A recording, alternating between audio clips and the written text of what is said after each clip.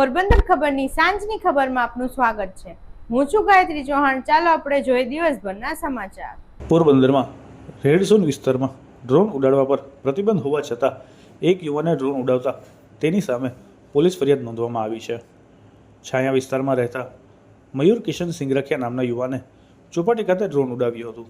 આ વિસ્તાર રેડ ઝોનમાં હોય અને અહીં ડ્રોન ઉડાડવા પર પ્રતિબંધ હોવાથી આ યુવાન સામે જાહેરનામા ભંગનો ગુનો નોંધવામાં આવ્યો છે। પોરબંદર જિલ્લામાં અપમૃત્યુની 2 ઘટના બની હતી। રોકડિયા હનુમાન વિસ્તારમાં આવેલી કૃષ્ણા પાર્ક સોસાયટીમાં રહેતા ચિરાગ નિકુંજ ઉડેદરા નામનો યુવાન મરણ હાલતમાં તેના રહેણાંક મકાનમાંથી મળી આવ્યો હતો। આ યુવાનનું મોત કયા કારણોસર થયું તે અંગે ઉદ્યોગનગર પોલીસે વધુ તપાસ હાથ ધરી છે।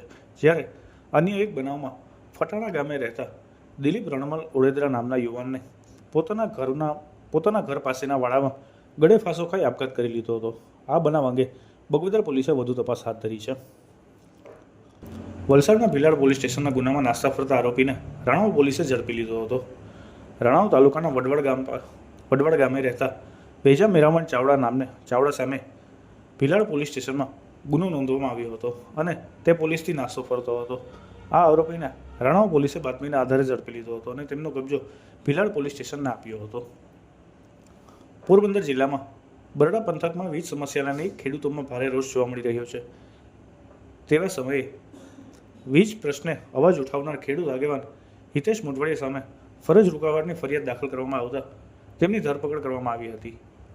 તેમની ધરપકડના આધારે ખેડૂતોમાં ભારે રોષ જોવા મળી રહ્યો છે અને બગોદર સ્ટેશન ખાતે એકત્રિત થયા હતા અને રાજકીય રાગદ્વેષ રાખી ફરિયાદ કરવામાં આવી હોવાના આક્ષેપ કરવામાં આવ્યા હતા।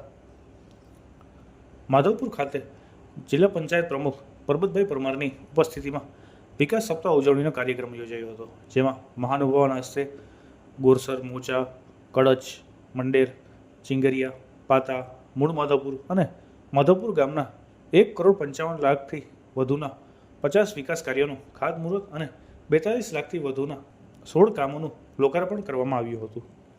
અમારી ચેનલને લાઇક, શેર અને સબસ્ક્રાઇબ કરતા ભૂલશો નહીં।